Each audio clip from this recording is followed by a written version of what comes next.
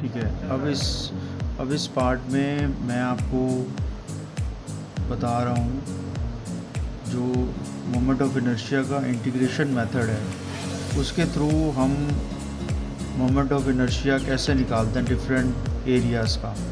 ठीक है, तो यहाँ पर हम सेकंड मोमेंट ऑफ इनर्शिया की बात करेंगे, यानी कि मोमेंट ऑफ एरिया। तो यहाँ पर सबसे पहले मैं जो मोमेंट ऑफ इनर्शिया निकालूंगा वो एक रेक्टेंगुलर ब्लॉक का निकाल रहा हूँ। तो देखिए, ऐसे आपके पास एक रेक्टेंगुलर ब्लॉक है जिसकी जो हाइट है वो है d और इसकी जो विड्थ है वो है b। अब आपको पता है कि मोमेंट ऑफ इसका जो सेंट्रॉइड है वो एकदम सेंटर पे लाई करता है। तो हम यहाँ पर पहले आई, ये x बार है, इसको बोलते हैं y बार। तो हम पहले x बार निकालेंगे, आई x बार। ठीक है, तो इसके लिए हम क्या करते हैं कि यहाँ पर एक छोटी सी स्ट्रिप ले लेते हैं x के पैरेलल। ठीक है, अब यहाँ से इस स्ट्रिप का जो सेंट्रॉइड है वो यहाँ से जो है वो y डिस्टेंस दूर है। और फॉर्मूला आपको पता है इंटीग्रेशन, इसका जो फॉर्मूला होता है y² इंटू डी है। और यहाँ पर डी क्या होगा, डी होगा y इंटू डी वाई, क्योंकि ये y है और डी वाई इसका जो डिस्टेंस है वो डी वाई। टोटल डी हो गया इसका एरिया स्ट्रिप का। ठीक है, स्ट्रिप का एरिया क्या हो जाएगा, स्ट्रिप का एरिया सॉरी वाई नहीं आएगा, यहाँ पर d y into b into d y. Total distance कितना है, बी इंटू डी वाई, तो ये इसका एरिया हो गया। अब यहाँ पर हमने दोबारा से लिखा I x bar integration y² into b into d y. तो ये डी वाई कैसे चल रहा है, y चल रहा है माइनस d/2 से प्लस d/2। तो इंटीग्रेशन माइनस d/2 से d/2, y के अंदर जो इंटीग्रेशन है और b बाहर आ जाएगा, अंदर y² इंटू डी वाई। तो ये हमारे पास जो बचेगा b into y³ 3 limit minus d/2 से d/2। तो ये बच जाएगा हमारे पास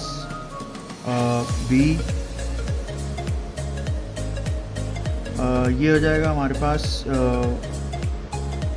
d/2 का होल 4, क्योंकि यहाँ पे क्यूब है, सॉरी क्यूब ही रहेगा, ये हमने इंटीग्रेशन कर दिया। तो ये हो जाएगा 4 डिवाइडेड बाय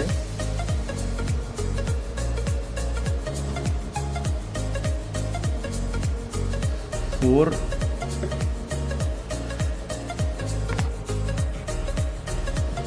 हाँ, तो ये क्या हो जाएगा हमारा b, सॉरी इसको हम काट देते हैं यहाँ पर। ये क्या हो जाएगा हमारा b इंटू ब्रैकेट के अंदर आ जाएगा हमारे पास d/2 का होल क्यूब, यहाँ पे 3 हम बाहर रह लेते हैं, माइनस d/2 का होल क्यूब। तो ये क्या चीज़ बन गई, ये हमारे पास आ जाएगा b/3 into d³ 8 plus bracket हमने दोबारा क्लोज कर दी d³ 8। तो ये क्या बन गया हमारे पास d³। अब इन दोनों को ऐड करेंगे तो क्या हो जाएगा 2 1/4 बच जाएगा, तो 4 × 3 = 12। तो ये क्या बन गया d³ 12। तो यानी कि आई एक्स बार जो होता है, एक बार का, अगर आप एक बार का आई एक्स अगर इसके सेंट्रॉइड से निकालेंगे मोमेंट ऑफ इनर्शिया, तो वो क्या होता है b d³/12। b इसमें ये है और d इसकी हाइट है। या आपने ये याद रखना है कि अगर आपने x के अबाउट निकाला है तो जो इसके पैरेलल है लेंथ वो होगा b और क्यूब हो जाएगा इसकी हाइट का बी डी क्यूब बाई 12, ये आई एक्स एक्स हो जाएगा। ठीक है, ये बार बार चीज़ इस्तेमाल होगी आगे। ठीक है, इसके बाद अगर हम y की बात करें, आई वाई वाई, तो उसके लिए मैं स्ट्रिप दूसरी लेता हूँ।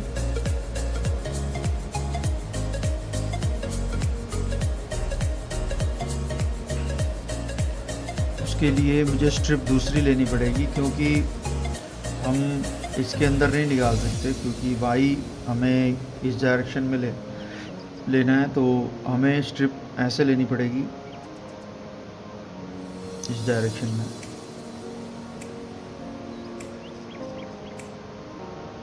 तो ये जो डिस्टेंस है ये हमारा x है, तो यहाँ पर dA की वैल्यू जो हो जाएगी, ये b है और ये d है, तो dA की वैल्यू हो जाएगी हमारे पास, ये जो टोटल डिस्टेंस है ये है d इंटू dx, ये हमारे पास dA की वैल्यू हो जाएगी। और आई वाई वाई जो होगा वो होगा integration x square into dA, x मतलब ये डिस्टेंस। अब यहाँ पर आई वाई बार कितना आएगा, integration x square into dx, तो ये हमारे पास d बाहर आ जाएगा, d/3 हमने बाहर ले लिया उसी तरीके से, तो x क्यूब रह जाएगा अंदर, तो ये जाएगा, इसकी जो लिमिट जाएगी -b/2 से b/2, -b/2 से b/2, तो ये सिमिलरली ये चीज़ आ जाएगी यहाँ पर, आप समझ सकते हैं। तो ये सिमिलर रिज़ल्ट जो आपके पास आएगा db³/12, यानी कि इस केस के अंदर जो इस एक्सिस के पैरेलल डिस्टेंस है, यानी कि ये वाला db³/12, अगर आप x एक्सिस के अबाउट निकालेंगे तो इसके पैरेलल डिस्टेंस ये है, तो this is b d³/12। So this is the moment of inertia of a rectangle about centroid। अगर आप यहाँ पर देखेंगे, अभी आपने निकाला है कि सेंट्रॉयड के अबाउट जो है मोमेंट ऑफ इनर्शिया, सेंट्रॉयड के अबाउट जो मोमेंट ऑफ इनर्शिया है वो है आपने अभी निकाला है। इसमें अगर आप x एक्सिस के देखेंगे, ये हमारे पास x है और ये y है और ये b है, ये है हमारे पास टोटल d। आई एक्स एक्स जो हमने अभी निकाला है x के अबाउट, तो b इंटू d³/12, और आई वाई की जो वैल्यू है वो है d इंटू b³/12। अब हमें अगर निकालना हो इसके बेस से, यानी कि अगर हम इसको यहाँ पे ओरिजिन लेते हैं, तो हमें इसके अबाउट अगर हमें मोमेंट ऑफ इनर्शिया निकालना हो, यानी कि आई एक्स एक्स जो होगा वो आई एक्स बार इसके प्लस इनके बीच का जो डिस्टेंस है प्लस एरिया होगा b इंटू डी इंटू जो इनके बीच का जो डिस्टेंस है उसका स्क्वायर कर दो, यानी कि d/2 का स्क्वायर। तो सिंपली आप ऐसे निकाल सकते हैं। तो आई एक्स एक्स अभी आपने निकाला है, I x x is b d³/12 plus b d³/4, तो यहाँ पे 1/4 कॉमन और b d³ कॉमन, तो 1/3 plus 1 which is equal to 4/3, 4/3 into 3 is b into d³/12, यानी कि क्या बच गया, 4 ऊपर है, यहाँ पे नीचे भी 4 है, तो ये बच गया, ये 4 से 4 कैंसिल हो जाएगा, तो ये हमारे पास बच जाएगा b d³/3। तो अगर आपको किसी रेक्टेंगल के बेस से निकालना है मोमेंट ऑफ इनर्शिया, तो क्या होगा, यहाँ से निकालना है, तो I x x will be equal to b d³/3। अगर आप सेंटर से निकालेंगे तो आएगा b d³/12। तो यहाँ से ये क्वांटिटी बढ़ रही है, आप देख रहे हैं ये क्वांटिटी बढ़ रही है। सिमिलरली आप y एक्सिस में इस तरफ आ जाएगा डी बी क्यूब बाय 12 यहाँ पे था, तो डी बी क्यूब बाय 3 आएगा यहाँ पे, ठीक है। तो ये हमारे पास डी बी क्यूब बाय 3, ये इसका आंसर होता है अगर हम बेस से चल रहे हैं। अगला जो मोमेंट ऑफ इनर्शिया निकालने वाले हैं वो एक ट्रायंगल का निकालने वाले हैं। अगर हमारे पास एक ट्रायंगल है जिसकी हाइट h है और उसका जो बेस है वो b बड़ा है, ठीक है, तो हम इसका मोमेंट ऑफ इनर्शिया इसके बेस से कैसे निकालेंगे। इसका आपने देखा होगा कि हमने ये ट्रायंगल का सेंट्रॉयड निकाला था और वो नीचे से h/3 पे आता है, पता ही होगा, b/2 और h/3 पे आता है, ठीक है। तो वो वाला अभी हमें ज़रूरत नहीं क्योंकि हम इंटीग्रेशन कर रहे हैं। तो यहाँ पर हम लेंगे ये वाली एक स्ट्रिप, ठीक है, और इसकी लेंथ ले लेते हैं l, ठीक है। तो यहाँ पर जो dA होगा वो क्या होगा, l इंटू dy, क्योंकि y में जा रहे हैं तो एरिया हो जाएगा l इंटू dy, ठीक है। अब यहाँ पर हमारे पास फॉर्मूला क्या था, I(x(x) will be equal to integration y², y मतलब कि यहाँ से ये डिस्टेंस y है, into dA।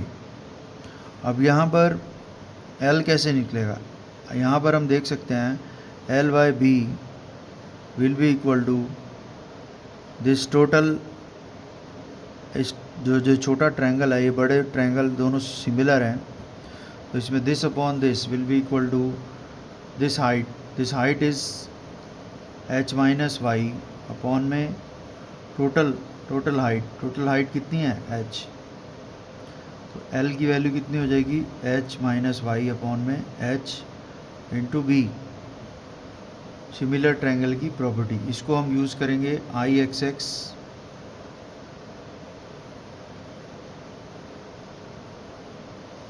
Integration y² into l into dy, तो यहाँ पर integration y² into b/h into h-y into dy, तो यहाँ पर b/h कॉमन आ गया और इस इंटीग्रेशन को अंदर मल्टीप्लाई कर देंगे h into y² dy minus integration y³ dy। इसके बाद b/h यहाँ से आप देख रहे हैं,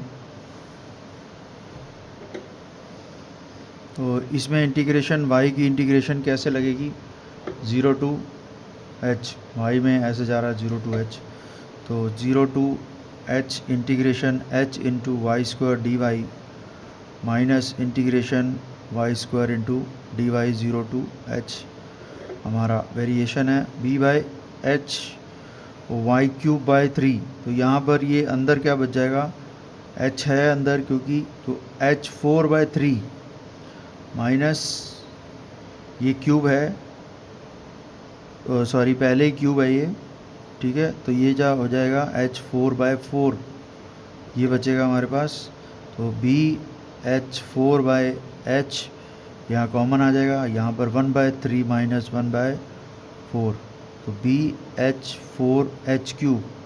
h3 बचेगा क्योंकि ये एक इससे कट जाएगा, और यहाँ पर 4×3 12 और ये हमारा डिवाइडेड बाय 12 आ जाएगा, तो h3/12। तो एक ट्रायंगल का अगर आपको मोमेंट ऑफ इनर्शिया उसके बेस से चाहिए, इसका बेस अगर b है, हाइट इसकी h है, तो इसका जो I(x(x) होगा वो होगा bh3/12, ठीक है, बेस से।